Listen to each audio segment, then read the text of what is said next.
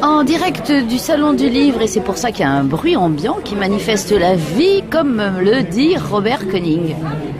Voilà, c'est le 17e Salon du Livre. Le thème en est le verre. C'est la raison pour laquelle tu as posé ton micro sur une bouteille en verre, qui est d'ailleurs pleine de verres, des verres vivants. Oui, alors moi j'aurais pensé que c'était des asticots. Je me suis dit c'est peut-être sans goûter, mais non, pas du tout. Voilà.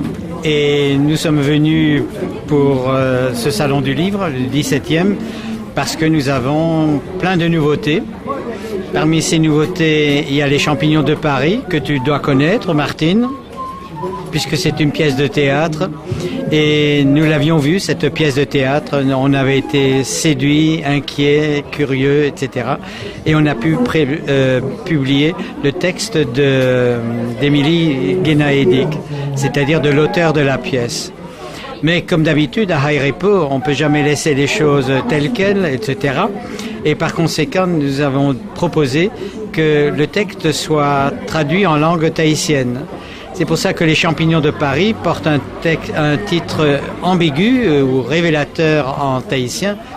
Habituellement, champignons, ça veut dire tupu tupu. C'est ce qu'on peut déguster.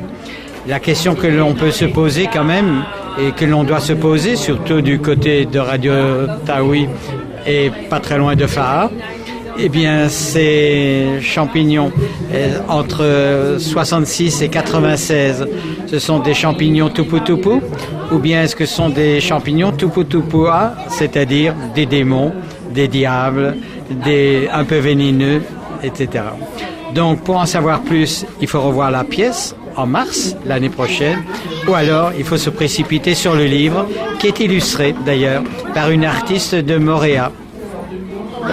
Et c'est ce qu'on va faire tout de suite. D'ailleurs, je vois l'auteur, enfin, celui qui a joué dans les champignons de Paris. Salut, on parle des champignons de Paris, ça tombe bien.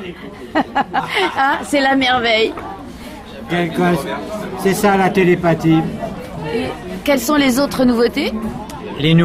D'autres nouveautés, c'est un livre improbable, puisque c'est un récit du voyage d'une flûte péruvienne qui se retrouve, grâce au courant sous-marin de Humboldt, du côté de Nukuhiva, et qui va changer l'histoire des marquises. Un texte en français, écrit par Gilbert Benville, traduit en marquisien par Marie-Christine Teiki-Otoe, et surtout qui a été illustré d'une manière novatrice, voilà, par Cathy Banville.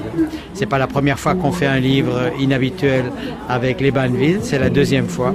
Il paraît que la première fois c'était il y a 28 ans, comme le temps passe quand on publie des livres.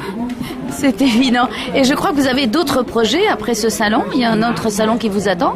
C'est vrai, parce que on publie aussi un livre de coloriage qui a été réalisé par une maman de Rayatea. C'est pour ça que nous allons à Rayatea.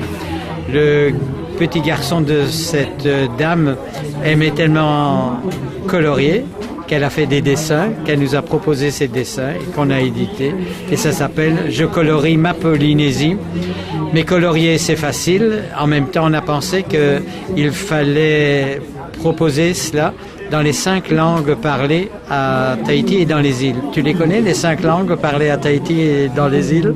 Alors, je sais qu'il y en a 5, mais je ne les parle pas toutes. Eh bien, à part le français et le tahitien, qui est tout à fait évident, à part le paumotu et le marquisien, qui ne sont pas évidents, on a pensé qu'il fallait le mettre aussi en anglais. Et les marquises du Nord et les marquises du Sud n'ont pas la même langue aussi. Et dans les Tuamotus, c'est pareil.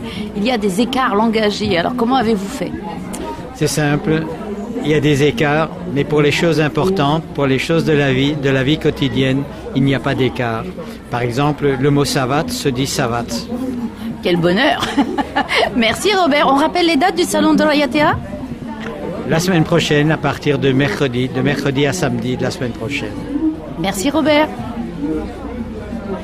Merci à Taoui d'avoir accueilli les éditions High Repo une fois de plus et au Salon du Livre au 17e.